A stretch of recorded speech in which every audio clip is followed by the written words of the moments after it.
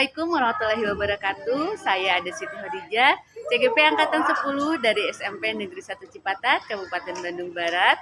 Hari ini saya akan mendiseminasikan tentang budaya positif dengan rekan-rekan sejawat di SMP Negeri 1 Cipatat yang luar biasa dan keren-keren. Selamat menyaksikan.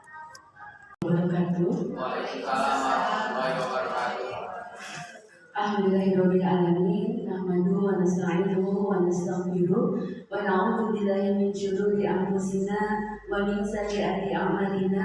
May yahdihillahu fala mudilla lahu wa may yudlil fala hadiya lahu. Amma ba'du.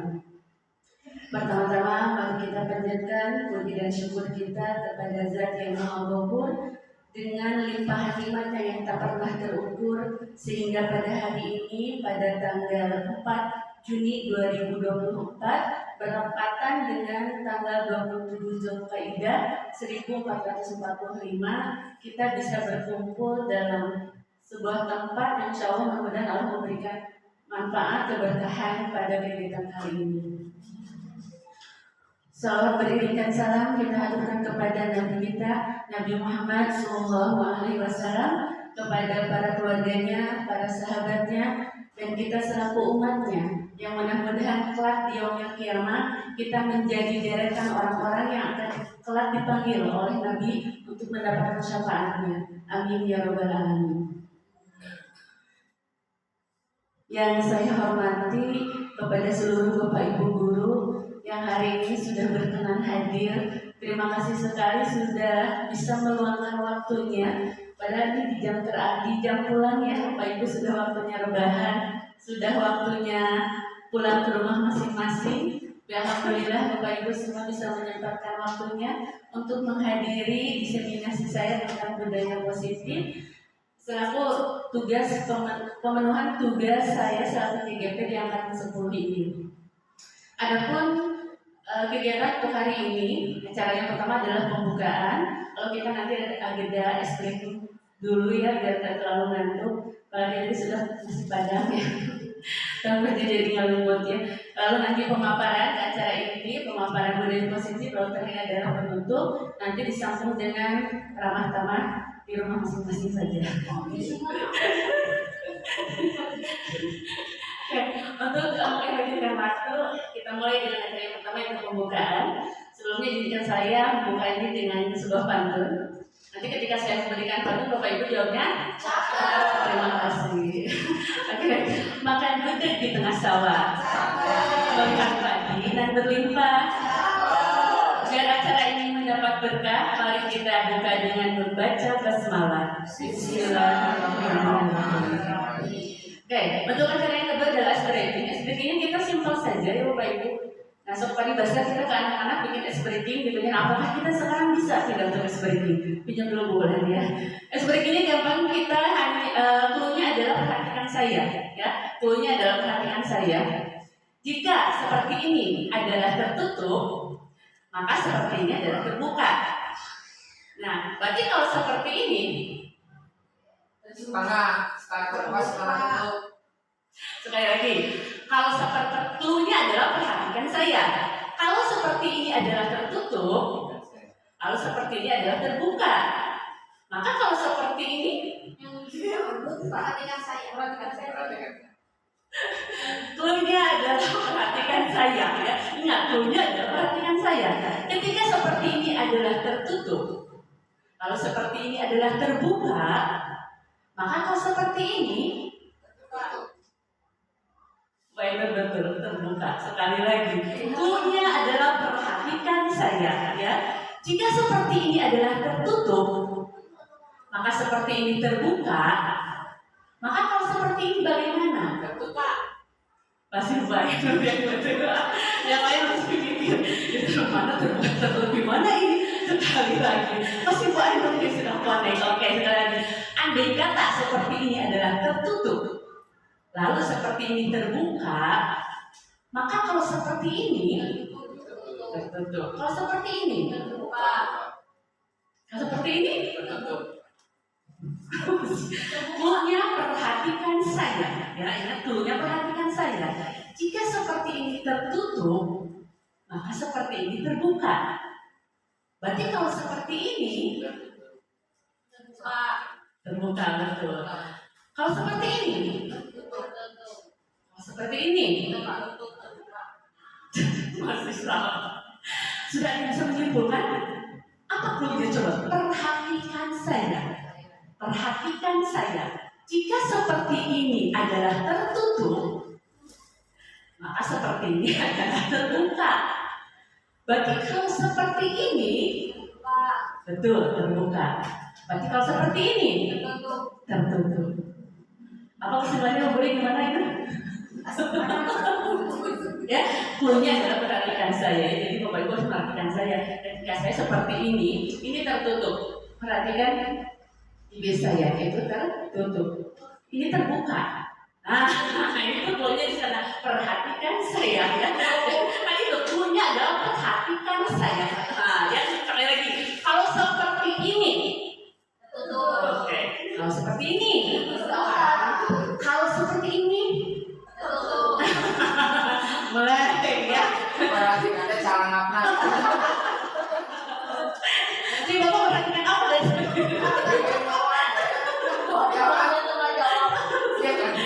Oke, tepuk tangan buat semuanya. Oke, terima kasih ya.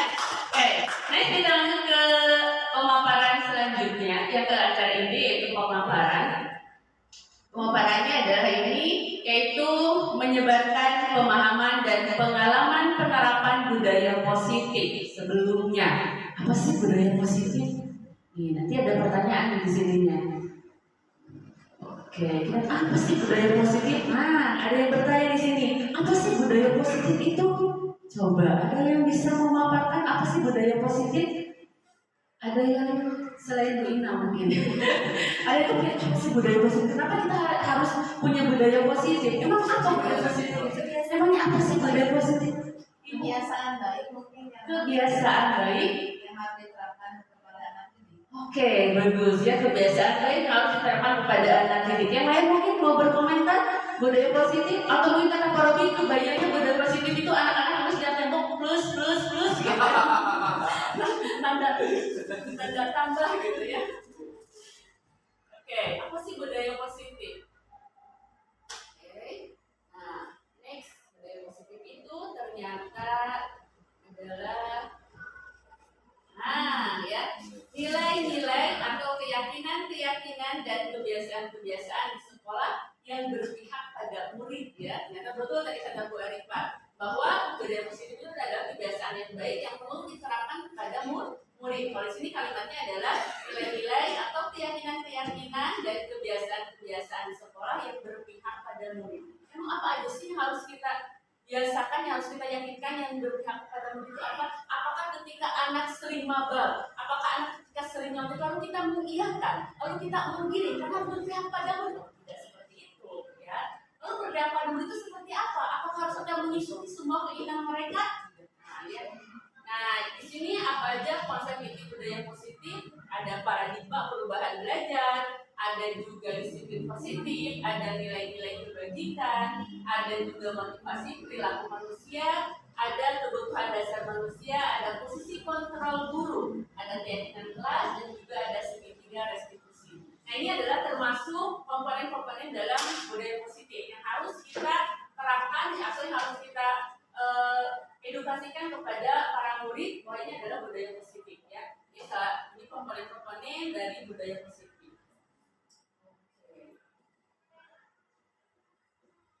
Nah, tadi kita berbicara, memangnya apa aja sih yang harus kita ikuti? Apakah semua keinginan siswa berpihak pada murid itu kita ikuti semuanya? Ketika dia maba, ketika dia misalkan nyontek, atau ketika dia misalkan membuli, apakah kita harus mengiyakan, menggiring opini itu? Karena harus berpihak pada murid. Bukan seperti itu. Tapi sini Ki Hajar Dewantara sudah mengingatkan bahwa tujuan dari pendidikan itu adalah menuntun segala kodrat. Nah, ini yang perlu garis bawahi bagi kita seorang pendidik adalah menuntun segala kodrat yang ada pada anak agar mereka mendapat pencapaian keselamatan dan kebahagiaan yang setinggi-tingginya baik sebagai manusia maupun sebagai anggota masyarakat.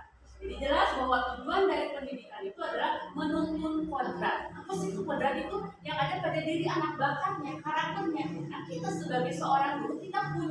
tanggung jawab yang besar, di mana kita harus menuntun kodrat pada diri anak supaya kodrat itu nggak salah. Ini anak itu ngasih kiawai, nah kita yang harus berusaha mengarahkannya, mengarahkan supaya kodrat yang ada pada diri anak ini berkembang baik, tidak salah jalur. Agar apa? Agar si kodratnya ini dia nanti membawa keselamatan dan kebahagiaan. Jadi kita harus menuntut kodratnya. Semua anak punya kodrat.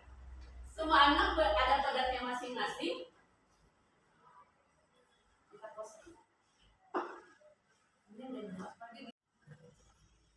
Oke ya, Bapak Ibu, kembali lagi kepada tadi dalam budaya positif itu pengertiannya adalah nilai-nilai atau kebajikan-kebajikan yang berpihak kepada murid. Tadi ada sebuah pertanyaan, seperti apa sih berpihak pada murid itu?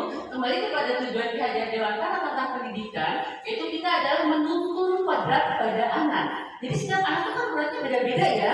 Ada yang seperti ini, A, B, C. Nah kita selaku seorang guru harus bisa menyeluruh, mendetek kodrat pada diri anak itu apa kodratnya. Jangan sampai kita hanya memilah, tebang pilih, misalnya lu pintar, lu unggul, karena dia kodratnya pintar. Kita padukan saja dia, tapi kita tidak pernah tahu anak yang lain seperti apa. Misalnya nih ada anak yang di kelasnya seringnya tidur aja. Nah terus kita punya opini karena dari guru yang lain, pada saya sama sering tidur, pembelajaran saya juga, ya dia mah kayak gitu. Ketika kita masuk kelas, lalu kita melihat ternyata dia memang tertidur, lalu kita merasa ada pembenaran, kita bernaung di bawah opini yang lain. Oh iya si Eta mah minum tidur, ya udahlah kita abaikan saja. Ketika dia mengerjakan tugas, ya orang yang mengerjakan tugas dia tidak ikut mengerjakan tugas, dia tertidur saja. Lalu kita tidak publis karena kita merasa oh iya, karena dia suka tidur, kata guru yang lain juga. Kita tanpa ada usaha.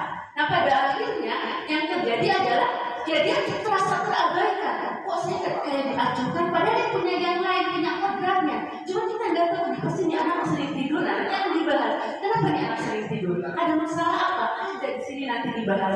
Apa sih yang salahnya ya? Nah ketika seperti itu kita berarti tidak menuntut kodratnya kan? Ketika anak tertidur kan, dia mau tertidur baik. Dia mau setiap pembelajaran seperti itu. Seolah-olah menguatkan kita. Oh iya, benar udah katakan saja.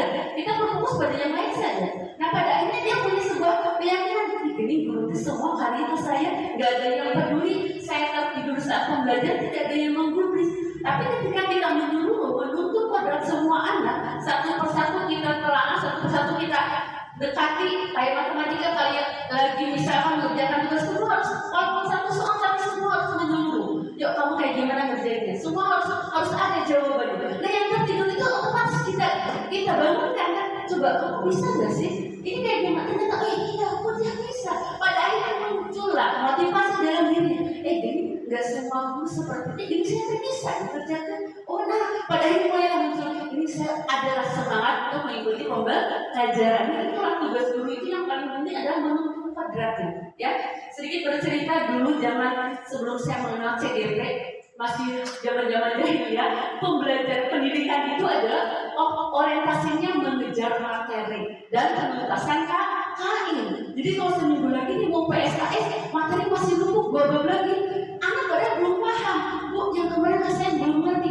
Pokoknya nggak mau tahu ini materi harus beres. Seminggu lagi mau PSKS, tapi Bu yang kemarin saya nggak mau anak tulis segala. Pokoknya nanti ketika ada PSKS bisa soalnya keluar.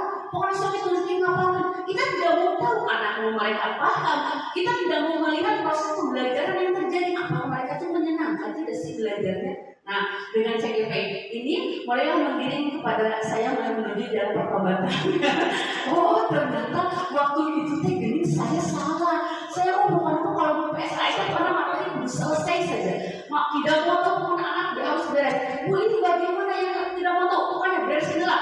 Catat di rumah, udah jangan di sebelah suruh tulis di rumah gitu tugasnya. Di rumah tulis halaman 100 sampai halaman 250. Kemudian 150 lembar tugas menulis di rumah. Kan kasihan anak waktunya istirahat, penekanan pada anak tidak merdeka. Kalau kita sekarang sedang digaungkan bahwa merdeka belajar, tapi bukan anak semena-mena tidak, tetap ada koridor-koridornya. Lalu yang kedua penuntasan KKN. Dulu zaman saya otoriternya, ketika anak tidak nyampe KKN, kita gampang dimadinkan, kita gampang dimadin siapa nih yang tidak nyampe KKN. Ada namanya jelas terbaca oleh teman-temannya semuanya kan. Ya si Eta remedial, si Eta remedial. Terus apa yang kita lakukan?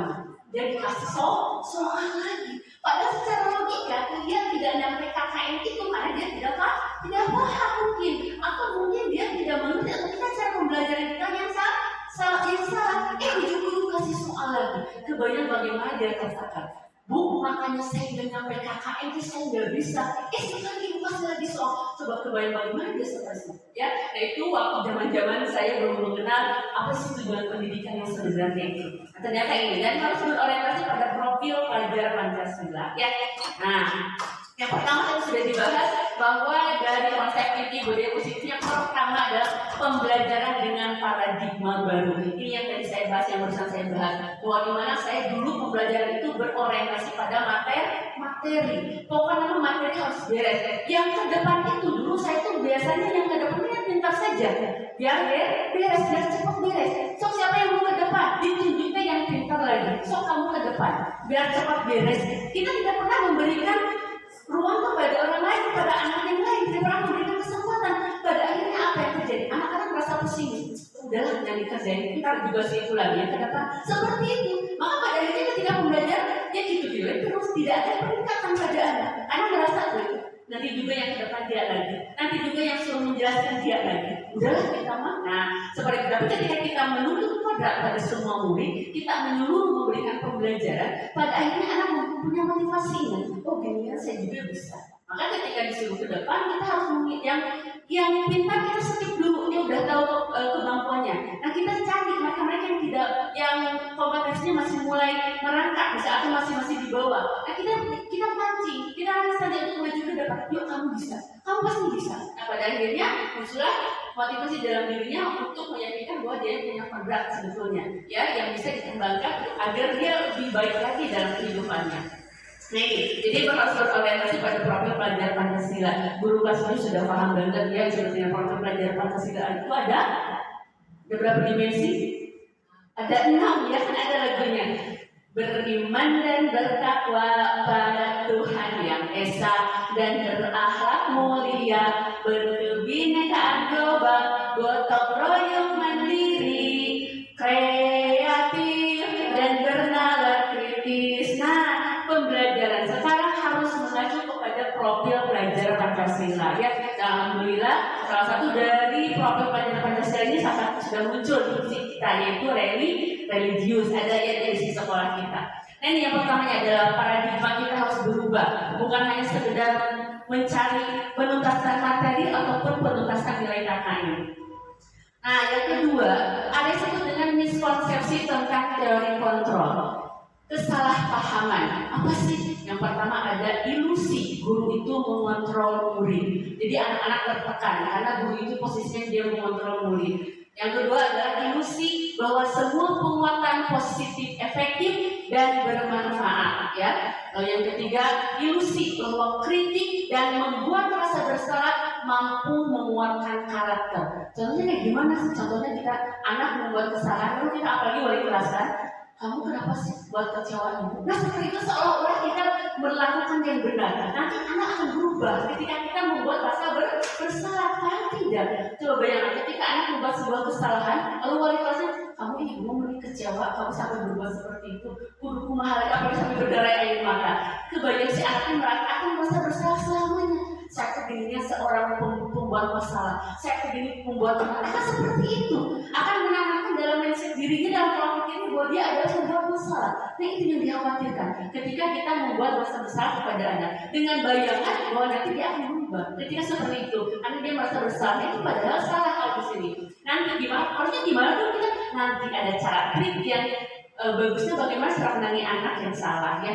Yang tadi ada ilusi bahwa orang dewasa berhak memaksa ya. Kita selalu punya pandangan bahwa orang dewasa itu berhak memaksa. Pokoknya nama rumahan dulu. Pokoknya saya lebih dewasa, maka kalian harus mengikuti ya. Nah, ini adalah mengubah paradigma stimulus respon ke pendekatan teori kontrol.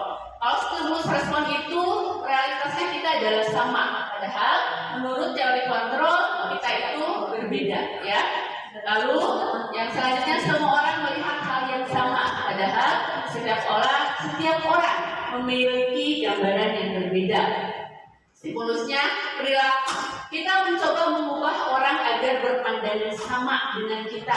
Padahal harusnya kita berusaha memahami pandangan orang lain tentang dunia. Jadi biasanya kita mencoba mengubah orang supaya pandangannya sama dengan kita. Karena cek ibu itu gitu, padahal tiap anak berbeda ya. Harusnya apa? Harusnya kita berusaha memahami pandangan orang lain tentang dunia. Pendapat seperti itu, jadi tidak bisa kita menyamaratakan. Kenapa sih dia tidak sependapat dengan pendapat saya, padahal ini sudah betul. Nah itu artinya memaksa pandangan orang.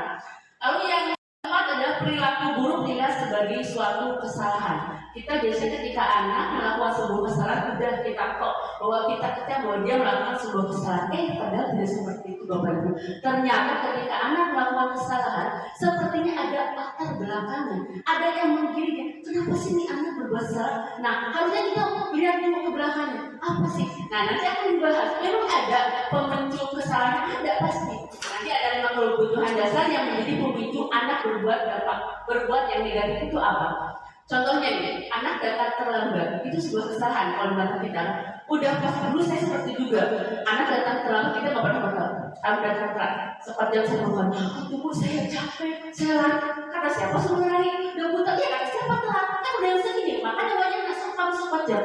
Saya bantu dulu ibu di rumah, ibu saya sakit, ibu nggak mau tahu, kamu kan sama balik kita udah sendiri balasan kita ya, sendiri balasan kita. Ibu nggak mau tahu, mau ibu kamu lagi sakit, kamu mau bantuin ibu nggak mau tahu. Yang penting harusnya kamu bisa memanage waktu dong, kamu harus punya bangun jam berapa dong, supaya kamu nggak seolah-olah kita benar, kita tanpa tahu latar belakang.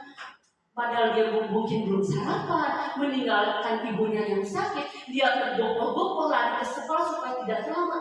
Datang ke sekolah lalu kita hukum, kebayang bagaimana dia downnya mentalnya, ya, kebayang. Padahal dia seperti itu latar belakangnya. Kita kadang seolah kita benar, kadang ketika dia anak melakukan kesalahan sudah saja dia salah. Lalu semua padahal pada teori kontrol semua perilaku memiliki tujuan. Lalu selanjutnya adalah orang lain bisa mengontrol saya, padahal hanya Anda yang bisa mengontrol diri Anda. Maka nanti ada disebut dengan segitiga restitusi, di mana cara menyelesaikan masalah itu harus Anda sendiri yang mencari solusinya. Tidak kita yang mendikte ya. Lalu saya bisa mengontrol orang lain, padahal Anda tidak bisa mengontrol orang lain. Anak bagaimanapun kita mengontrolnya kita tidak bisa, ya selalu di luar kendali. Lalu ada pemaksaan pada saat rujukan gagal. Ketika rujukan kita gagal, udah dipaksa aja. Pokoknya mau tidak mau kerjakan. Nah itu biasanya. Padahal kolaborasi dan konsensus menciptakan pilihan-pilihan baru. Ketika kita melakukan sebuah kolaborasi dengan anak, maka akan menciptakan pilihan-pilihan yang baru. Ya. Lalu yang terakhir adalah model berpikir menang kalah. Ada yang menang, ada yang kalah. Udah, yang menang kamu kalah. Nah ini kalau makanya sekarang kenapa tidak ada prestasi? Mungkin ini ya. Kenapa sekarang tidak dimunculkan prestasi? Karena ini takutnya tadi itu kan setiap anak punya kodrat yang berbeda. Ketika di ranking, pada kodrat anak kan berbeda-beda. Maka anak ada yang down mungkin. Nah ini berpikirnya adalah menang kalah, padahal harusnya berpikirnya menang. Dia menang di matematika, yang lainnya menang di bahasa Indonesia. Nah seperti itu mungkin ya. Oke. Lalu yang selanjutnya adalah nah ini disiplin positif juga adalah salah satu inti dari budaya positif. Apa sih disiplin positif? Disiplin berasal dari kata disiplina yang artinya belajar. Disiplin mengacu pada disiplin diri yang memiliki tanggung jawab terhadap apa yang dilakukannya, nilai-nilai yang diyakini. Disiplin positif merupakan salah satu cara penerapan disiplin yang bertujuan untuk menumbuhkan kesadaran serta memberdayakan peserta didik tanpa imbalan, penghargaan, atau reward, atau ancaman, atau hukuman. Nah inilah yang disebut disiplin positif yang sebenarnya. Ketika disiplin positif itu ketika anak melakukan hal kebaikan dengan kesadarannya sendiri, tanpa mereka takut hukuman, tanpa mereka takut di squat jam, tanpa mereka takut dijemur di lapar, atau tanpa mereka mengharapkan sebuah reward dari guru. Kenapa? Karena ketika anak melakukan sebuah kedisiplinan lalu dia hanya berharap kepada imbalan, hanya berharap mau dipuji oleh wali kelas, suatu saat kualitasnya tidak ada, yakin tidak dia akan bisa tetap disiplin? Sebenarnya tidak ya, karena yang diharapkan tidak ada. Lalu hukuman, takut kesiangan karena suka dihukum sama Pasunarta atau sama kesiswaan, disuruh nanti hormat bendera selama 1 jam. Hanya itu, hanya ancaman yang mereka takutkan. Ketika kesiswaan tidak ada, mungkin mereka akan diraya. Tapi ketika mereka membudayakan, ketika mereka disiplin tanpa mengharapkan penghargaan, tanpa mengharapkan juga ancaman, maka itulah yang disebut dengan disiplin positif yang sebenarnya ya. Jadi tidak ada apa ya yang membuntutinya, tapi betul-betul kesadaran diri. Perangkat dihidupkan. Modern Google sedang mencari perangkat. Oke, nah ini yang selanjutnya adalah poin selanjutnya dari budaya positif itu adalah nilai-nilai kebajikan ya. Apa sih nilai-nilai kebajikan? Nilai-nilai kebajikan itu adalah nilai yang disepakati bersama, lepas dari suku bangsa, agama, bahasa maupun latar belakangnya. Jadi nilai-nilai kebajikan itu tidak ada hubungannya dengan ras maupun dengan agama ya. Jadi nilai-nilai yang disepakati oleh bersama. Ini ada 6 sebetulnya, tapi saya ambil 3 saja. Yang salah satunya adalah profil pelajar Pancasila yang sudah paham seperti tadi ya. Sebetulnya ketika profil pelajar Pancasila sudah bisa terrealisasikan pun, ini sudah benar-benar luar biasa ya. Beriman, bertakwa, lalu berakhlak mulia, mandiri, bernalar kritis, berkebinekaan global, bergotong royong dan kreatif ya. Ini adalah nilai-nilai kebajikan yang memang benar-benar harus dijunjung tinggi di sekolah untuk menjadi budaya positif. Ada juga toleransi, rasa hormat, integritas, mandiri, menghargai, antusias, empati, keingintahuan, kreativitas, kerjasama, percaya diri, komitmen. Kalau keterampilan hidup ada dapat dipercaya, tulus hati, pendengar yang aktif, tidak merendahkan orang lain, lalu memberikan yang terbaik dari diri. Itu adalah nilai kebajikan ya. Ini masih banyak, masih ada 3 lagi. Cuma saya ambil 3 saja sebagai contoh yang termasuk pada nilai-nilai kebajikan ini. Nah, yang keempat ada motivasi perilaku manusia. Apa sih motivasi perilaku manusia ini? Oke ya. Ini tadi yang dibahas ada hukuman, ada reward, ada juga menghargai diri sendiri. Nah, ketika untuk menghindari ketidaknyamanan atau hukuman, itu termasuknya motivasi ekstrinsik ya. Ketika anak disiplin hanya menghindari sebuah hukuman hanya karena takut saja dihukum oleh kesiswaan atau wali kelas, maka itu termasuknya adalah motivasi ekstrinsik yang kadang dia tidak akan pernah bertahan lama gitu ya. Nanti suatu saat si penghukumnya tidak ada, maka dia tidak akan berlaku disiplin lagi. Lalu yang kedua adalah mendapatkan imbalan, juga sama. Untuk mendapatkan imbalan itu juga termasuk motivasi ekstrinsik. Cuman di sini saya masih agak bukan ambigu apa ya, bukan tidak sependapat juga. Tapi memang ya ketika anak diberikan reward, nanti takutnya dia hanya mengharapkan reward saja. Tapi padahal itu memacu ya biasanya. Karena saya mengalami sendiri, saya mengalami perubahan cara belajar, perubahan motivasi diri itu ketika saya waktu SD itu ada perubahan guru, karena dulu kalau masih ada kekeluargaan, jadi itu lagi yang berprestasi. Ketika ganti guru lalu memberikan sebuah reward kepada saya, maka dari situ mulai muncul motivasi diri, muncul kepercayaan diri. Oh ini saya bisa, gitu ya. Nah, tapi di sini memang mungkin ketika anak berorientasinya pada imbalan, maka itu menjadi motivasi ekstrinsik. Betul, Bapak Ibu, boleh saja besok dia juga akan ketika kita kasih reward, biasanya mungkin masih semangat ketika ada reward lagi. Tapi ketika kita tidak kasih reward, apakah gitu ya? Apakah akan kemungkinan besar dia akan bisa menjadi semangat lagi atau tidak? Jadi sebetulnya reward itu memang tidak akan bertahan lama. Kalau anak memang nanti orientasinya kepada reward gitu ya. Kalau keseringan takutnya nanti yaitu orientasi kedepannya dia hanya berdasarkan reward saja.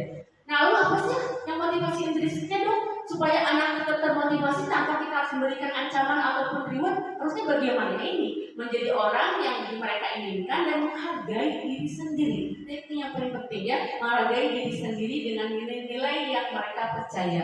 Ketika saya malu dong kalau saya ke sekolah lalu saya ketika upacara saya dipisahkan, kebayang 900 siswa yang lain mau melihat saya tidak mau menurunkan harga diri saya ingin menjadi anak yang benar-benar disiplin. Nah, itu sudah muncul kepercayaan, muncul dia menghargai diri sendiri.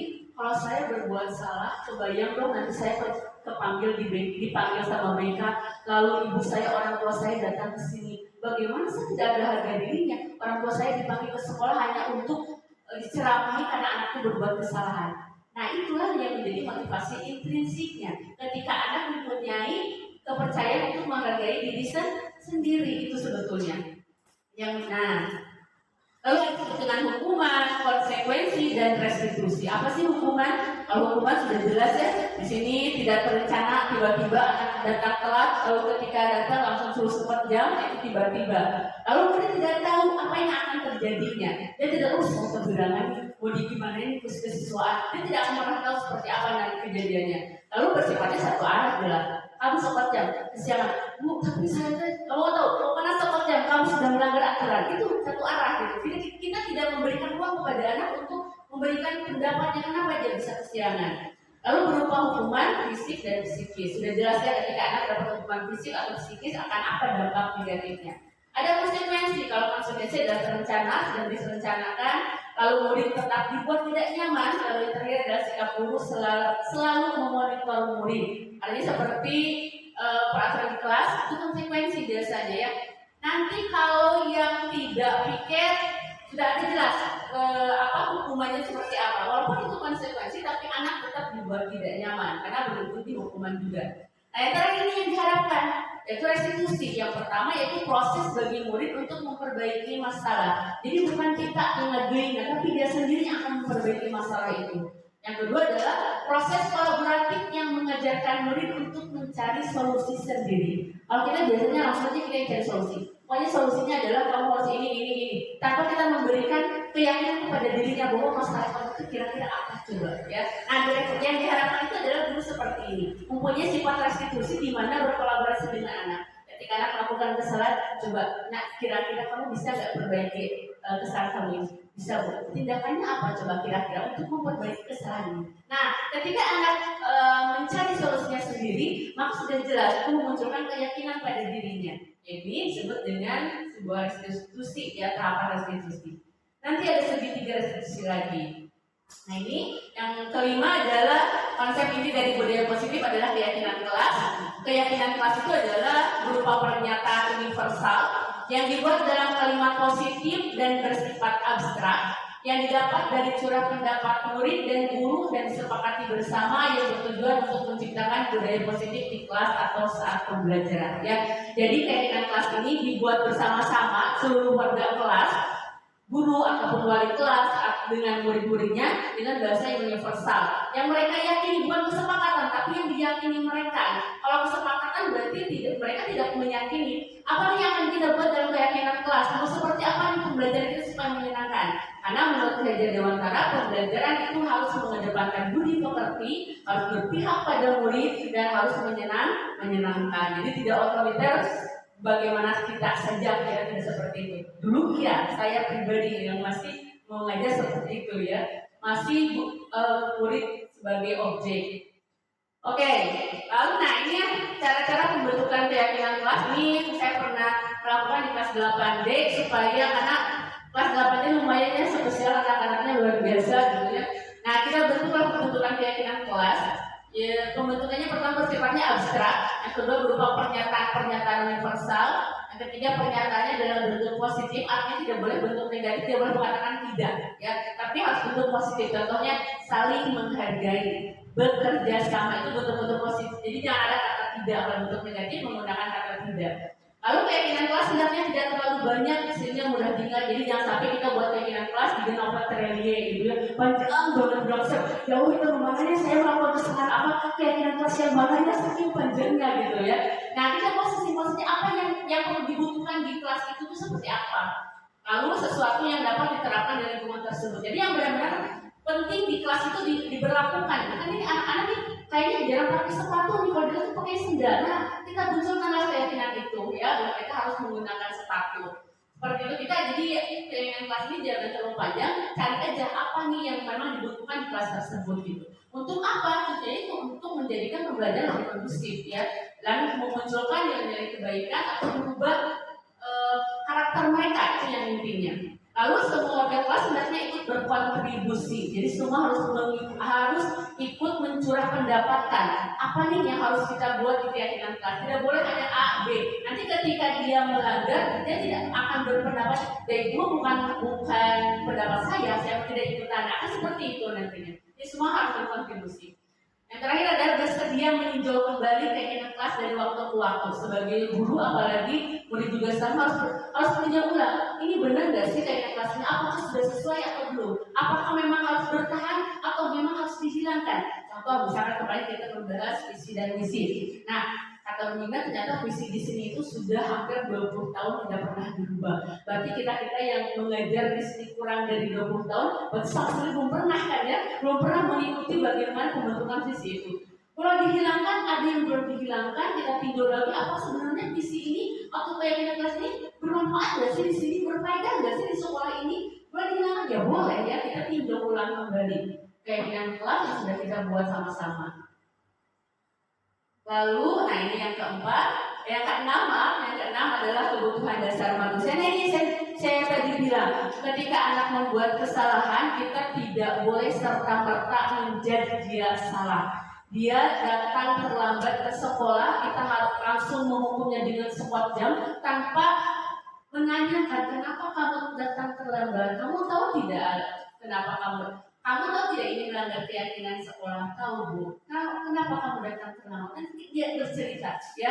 Jadi dulu seperti itu ketika saya mendapatkan ini, ya Allah, begini saya waktu itu seperti dia berjanji banget. Anak datang lewat 4 jam, tapi kok kayaknya rupanya 4 jam. Kamu sudah terlambat, tapi tidak bisa bantu dulu orang tua. Itu urusan kamu.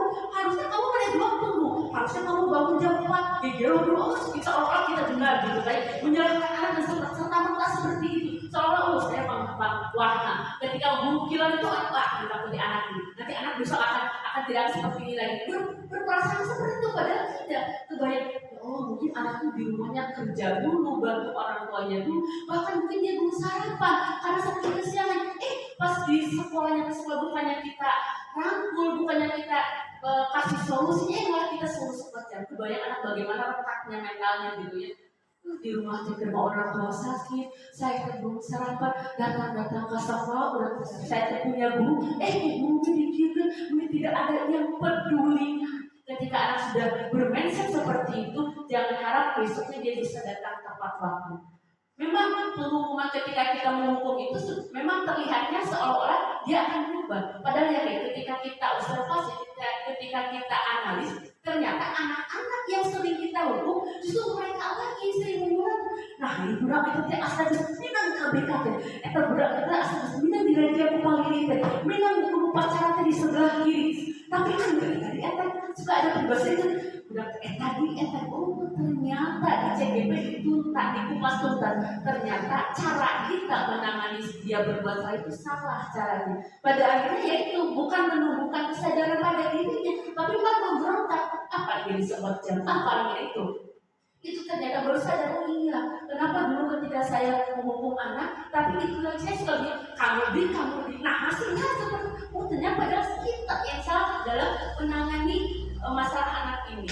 Memang apa saja sih kebutuhan dasar manusia? Nah, ini kebutuhan dasarnya. Memang ini berpengaruh nggak sih? Bagi berpengaruh banget Bu. Ketika anak tidur di kelas, ketika anak sering mabal, ketika anak membuli, kita tidak boleh serta-merta menjudge dia salah, menjudge dia anak salah. Kenapa? Karena ternyata ada 5 kebutuhan dasar manusia. Artinya apa? Artinya yang namanya dasar pasti harus terpenuhi ya. Salah satunya nih, bertahan hidup seperti makanan, pakaian, tempat tinggal, keamanan, kesehatan. Anak yang ke sekolahnya tidak makan dulu terlihat dari pembelajarannya. Dia ngantuk, mungkin tidak fokus, mungkin sering keluar. Nah ini kita tahu kenapa sih harus seperti ini? Nah ternyata 5 kebutuhan dasar inilah yang biasanya menjadi penyebab anak mengeluarkan dampak negatifnya. Pakaian, apalagi kita kalau tidak punya pakaian anak minder ya biasanya karena mau ke sekolah berdoa seperti ini. Ini harus kita koreksi ini. Alasannya apa anak aku seperti tempat tinggal, apalagi keamanan, dia tidak merasa aman di sekolah, selalu dibully. Kenapa anak ini jarang sekolah? Kamu menyendiri wae. Ini bisa saja dia merasa tidak aman. Kesehatan sama ya, jelas sekali ketika anak sakit mengikuti pembelajaran pasti tidak optimal ya. Jangankan bertahan hidup, bertahan isi dompet juga ya. Wah, itu luar biasa. Gaji belum turun, terlihat poling-polingannya, terlihat status berbeda-beda. Itu bukan bertahan, itu cuma bertahan isi dompet saja ya. Kita sudah merasakannya, apalagi tentang bertahan hidup. Yang selanjutnya adalah kasih sayang dan rasa diterima. Ini seperti rasa diterima ketika anak, kalau ada anak, makanya Bapak Ibu kalau kita Bapak Ibu lebih paham, kalau kita mengelompokkan anak ketika pembelajaran, jangan sekali-kali menyerahkan kepada murid. Kenapa? Karena pada akhirnya mereka akan bersifat circle. Silakan cari kelompok menurut kalian, langsung. Nanti ada anak takutnya, ada anak yang tersisihkan. Dia sendiri, kamu kenapa nggak ada? Terus udah gitu, si gurunya nggak peka. Kenapa kamu nggak ada kelompoknya? Cari ada kelompoknya. Udah nggak ada yang kamu itu nggak mau berusaha, sok cari sendiri. Nah, itu pada akhirnya dia merasa tidak diterima ya. Modern Ada, jadi kalau bisa kita yang mengelola kelompoknya. Takutnya ada anak yang diacukan, lalu berbagi sama ya, kerjasama, dipedulikan ini kan dipedulikan ya. Saya mengobservasi ada anak yang sering tidur semenjak saya dari semester 1 dia sering tidur, dan memang orang lain itu guru lain itu mengiyakan seperti itu. Saya asalnya sama, adalah dari memang sering tidur, kata guru jadi sering tidur, abaikan. Saya sering mengabaikan. Nah ketika tahu saya itu salah selama ini memperlakukan anak itu seperti ini. Padahal itu udah sama-sama kita kerjakan semua, tidak boleh ada yang nyerah, semua harus punya kontraknya. Siapa Pak? Yang tidur saya bangunkan. Sok kamu bisa nggak? Coba gimana? Ya sama sekali tidak boleh kita bimbing sama sampai beres. Ternyata pada akhirnya betul. Ternyata pada akhirnya besok dia tidak tertidur. Tapi walaupun belum makan, tapi dia tidak pernah tertidur. Jadi merasa nanti oh iya. Ini ada guru juga peduli ternyata. Jadi takutnya ketika dia tertidur selama itu terus kita abaikan saja semua guru. Nanti pada akhirnya guru itu tidak ada yang peduli sama saya tertidurkan tidak ada yang menggubris. Berarti semua tidak pernah takut seperti itu ya. Memang benar-benar harus ekstra ya, guru itu benar harus ekstra. Sebagai kalau kita jadi Dewantara bilangnya kita harus sebagai pendidik itu sebagai among ya, sebagai petani. Kalau misalnya ada cuma anak nawe susah atau udah gitu kedonaan terkena. Kalau kan guru itu banyak yang bilang kalau tadi bulan berbicara tentang gaji budaya bulannya. Kalau kita berorientasinya tidak ke sini mungkin bisa iya. Kita tidak mempedulikan anak, hanya mempedulikan materi saja, hanya mempedulikan nilai saja. Anak diabaikan mungkin saja. Dan sinilah kelebihan guru itu ya. Makanya kenapa jadi ladang amal katanya guru itu. Ini anak lebih dari itu ya, kita mengurus anak itu, mengurus murid itu. Lalu ada penguasaan itu seperti harga diri, keinginan untuk dianggap, pemimpin, berprestasi. Salah satunya harga diri ya. Ketika kita mencemooh anak di depan teman-temannya atau di depan guru-guru yang lain, kira-kira kebayang nggak anak akan berterima kasih tidak Bapak Ibu? Enggak ya, justru kebalikannya dia mungkin akan menangis. Saya ingat terus bulan, dia akan menjadi dalam memorinya akan tekanan terus. Saya mengamati waktu di ruang guru tanpa sengaja ada 3 orang siswa laki-laki masuk ke ruang guru, lalu dipanggil sama guru laki-laki yang senior, kamu mau ke sini? Saya lihat aja dari belakang, kamu sini. Terus yang 3 itu semuanya, si bapak ini nyuruhnya yang satu aja depan, kamu yang berdua ke sana dulu. Saya nggak tahu, kamu udah bermasalah, kelaan aja, kamu ke sana berdua. Dia keluar, temannya yang berdua, lalu yang satunya saya di depannya, terus ini kamu pinggir. Nah, entah apa yang dibicarakan kan kita posisi saya terlalu jauh dengan beliau. Lalu setelah itu ada perbincangan sedikit. Lalu si anak laki-laki itu tiba membenarkan sletingnya, ya. Kita tidak tahu apa. Betul benarkan sletingnya lalu bilang apa ya? Pokoknya gak bisa dia tahu apa ya. Oh ya tidak. Oh di sana. Ternyata jadi beliau ingin memberikan sebuah informasi bahwa dia sletingnya terbuka, tapi tidak mau di depan yang lain, di teman-temannya. Takut nanti teman-temannya mentertawakan. Oh iya betul. Ternyata kalau seperti itu anak akan menghargai dirinya ya pada akhirnya. Anak akan oh iya si bapak itu lebih baik. Saya akan seperti itu. Kan kalau biasanya kita misalkan ada anak yang salah di kelas misalkan atau apa kita bisa di depan orang-orang. Kamu tinggal itu sleting kamu buka, kita tinggal kita tadi. Otomatis anak-anaknya akan tertawa kita pasti tadi kan seperti itu. Apa yang terjadi pada anak itu? Pasti dia akan menangis mungkinnya. Dalamnya dia merasa kecewa, merasa down ya. Ternyata saya dihargai diri saya seperti itu. Akan kita terus dia akan cari bulannya. Keinginan untuk dianggap sama seperti tadi orang yang anaknya sering tidur, maka biasakan kita langsung tanya dia ya, karena takutnya dia merasa seperti itu karena diasingkan takutnya. Lalu memimpin berprestasi sudah jelas, ketika anak berprestasi akan terlihat ya bagaimana nanti apa pengaplikasian dalam pembelajarannya. Lalu kebebasan itu mandiri, memiliki pilihan, mencoba hal baru dan mampu mengendalikan arah. Yang terakhir adalah kesenangan, bermain, humor, antusias, dan tertawa. Nah inilah yang diharapkan ketika kita kebayangkan kalau kita di kelas tanpa pernah bermain sama sekali, tanpa menggunakan SBT, tanpa pernah ada celotehan humor, tanpa pernah ada menggerakkan antusias, tanpa pernah ada tawa sedikit pun. Kebayang kelas di sekolah militer kan, siapa langsung jempring tanpa terdengar suara, bahkan nafas mereka pun tidak terdengar. Tapi mereka tegang, si bapak itu, si bapak itu, kita belum pernah ada. Zaman saya ada buku yang killer. Itu benar-benar ketika si bapak itu masuk, zaman saya sekolah, si bapak itu masuk itu benar-benar ini. Kalau kita lewat kelas, pasti kalian, oh besar gitu. Itu benar-benar ini banget. Mereka yang sangat kalian lebih enak. Terus ketika saya jadi guru, beliau masih tetap jadi guru juga ya. Dia nanya ke anak, ini resep pelajaran bapak itu kan kalian beli beda daripada ibu. Aduh, gue itu ternyata kamu. Gue itu ternyata museum jadi ini sama pembelajaran mereka deg-degan ternyata gitu ya. Ketika belajar si bapak tapi ternyata sekali sepi gitu ya pembelajarannya gitu ya. Ternyata harusnya seperti ini. Kata Hajar Dewantara, yaitu harus menyenangkan gitu. Ini yang diharapkan, dia tidak tegang dalam pembelajarannya. Lalu, nah ini yang terakhir, bukan yang terakhir ya. Nah inilah posisi kontrol yang harus dimiliki oleh seorang guru ya. Yang mana saja yang harusnya? Ini ada 5 posisi kontrol ini, ada sebagai penghukum, ada sebagai pemantau, ada pembuat rasa bersalah, ada sebagai teman, ada sebagai manajer. Kalau dalam CGP kemarin dibahasnya guru itu harus ada di posisi ini, ya, posisi manajer. Kalau penghukum sudah jelas, bukan mata ke setiap ketemu dengan si bapak itu pasti bakal sokotnya. Setiap ketemu dengan si ibu itu pasti kita usah. Kesian penghukum bukan di wajahnya melihat oh itu si bapak itu pasti menghukum. Udah jelas kan. Kalau pemantau juga ujungnya sebetulnya menghukum. Tapi dia kamu tahu nggak keyakinan apa yang dia kamu langgar? So kamu nah itu. Jadi memantau keyakinannya.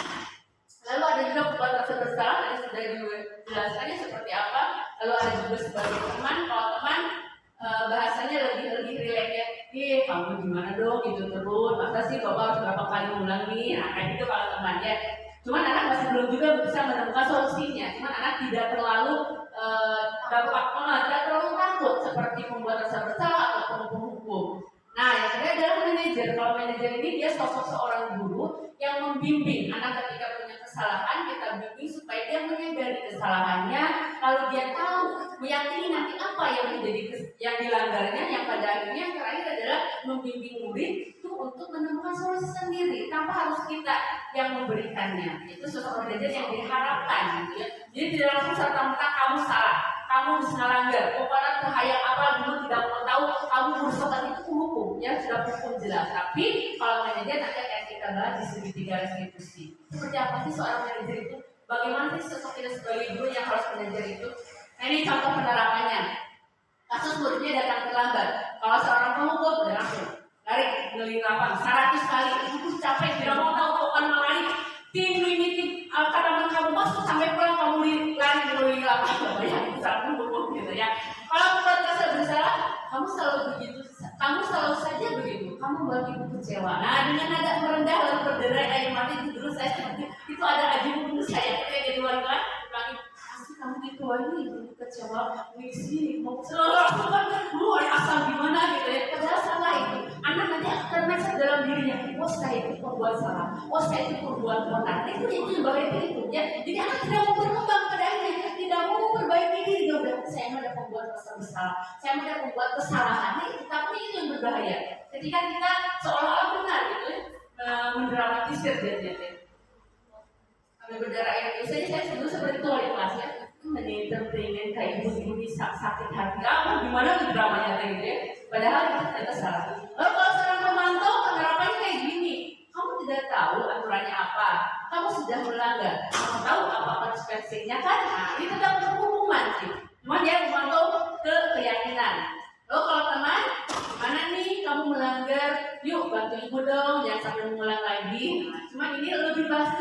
saja, hampir sama dengan pemantau, tapi cuma dia bahasanya lebih halus saja ya. Oke. Lalu selanjutnya, setelah pemantau, teman, terakhir, nah inilah yang diharapkan sosok seorang guru itu adalah seorang manajer, yaitu apakah kamu tahu keyakinan apa yang sudah kamu langgar ya. Kita menanyakan kepada anak, lalu apa tindakan kamu untuk memperbaiki masalah ini. Nah, itu ya, sebagai manajer itu menuntun muridnya supaya menyadari akan kesalahannya dan mencari tahu. Nah, pada akhirnya posisi kontrol apakah aku? Nah, kira-kira kita ada di posisi mana ya Bapak Ibu? Apakah di pemukul seperti yang tidak kalau pemukulnya? Sudah mulai, apalagi di gadget sekarang memang anak-anak sudah luar biasa. Nah, ini yang terakhir ya.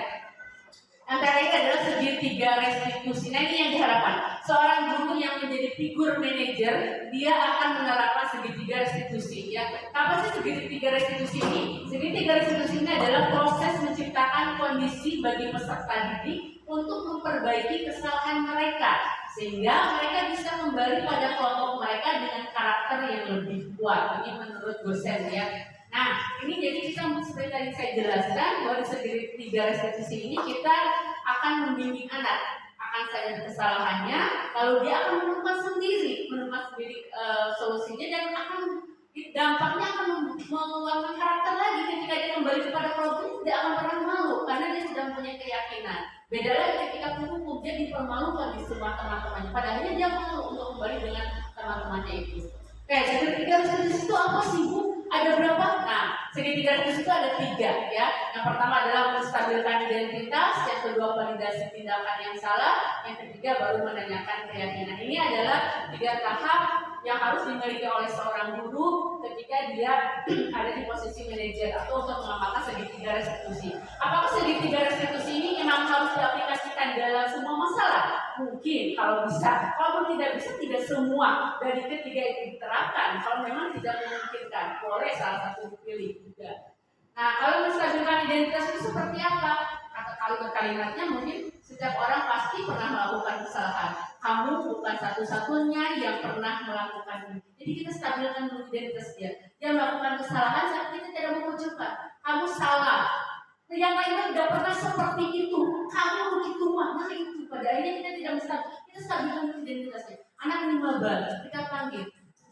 Ya, pasti semua orang punya kesalahan. Ibu juga mungkin salah satu orang yang pernah berbuat kesalahan. Dia masalah, ya oh iya, saya tidak dipojokkan, walaupun dia berbuat salah. Kita stabilkan dulu identitasnya. Yang sampai pernah berbuat salah, kita dibuat stres dia karena kita sudah pojokkan dia. Lalu yang kedua adalah validasi tindakan yang salah, ya. Nah, kalimatnya, kamu tentu punya alasan mengapa melakukan itu. Adakah cara yang lain, yang lebih efektif untuk mendapatkan apa yang kamu butuhkan? Ini memvalidasi tindakan kenapa dia berbuat seperti itu. Yang terakhir adalah menanyakan keyakinan kelas apa yang telah kita sepakat. Atau kamu ingin menjadi seorang yang seperti apa? Nanti kita tanya, buat sebuah kesalahan, keyakinan apa yang sudah melanggar, dia biasanya akan paham. Ini yang terakhir, nah ini contoh.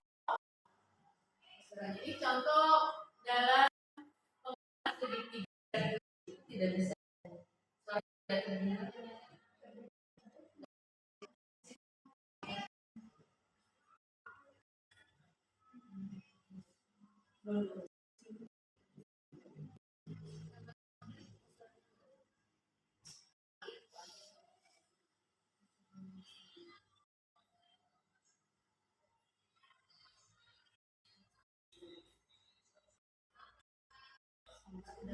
Dia pakai speaker.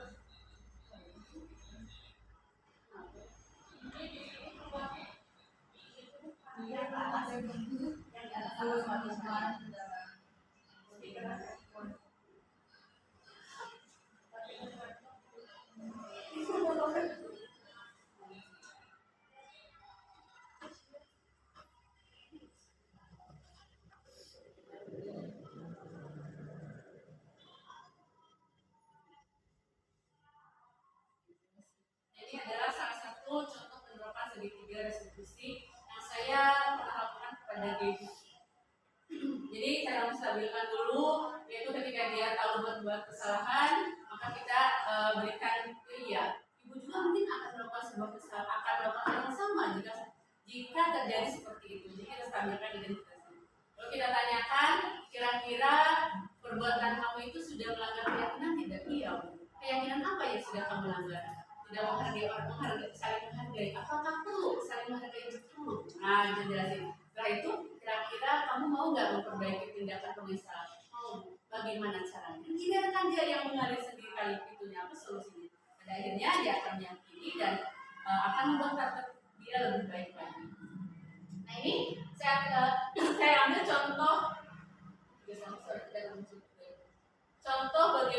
contoh tujuan pendidikan yang mungkin salah satunya dia guru ini sampai bisa mewujudkan pendidikan menuntut kodratnya sampai pada akhirnya kodrat yang ada pada diri anak ini muncul.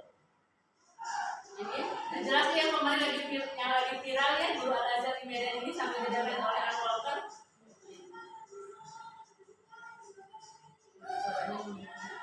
Nah ini sampai karena ini cara belajar dia yang menyenangkan, lalu dia memotivasi anaknya, sampai pada akhirnya pada diri anak ini muncul, terarahkan ya, terarahkan sampai yang menghasilkan hal yang luar biasa. Ini saya mengambil salah satu saja, banyak yang lebih bagus, cuma ini karena lagi viral aja. Ini yang saya ambil sebagai contoh untuk pembelajaran yang menyenangkan, yang pada akhirnya menuntut kodrat pada diri anak, salah satunya mengeluarkan motivasi kreatifnya sebagai dalam profil pelajar Pancasila ya. Nah ini, karena tidak muncul.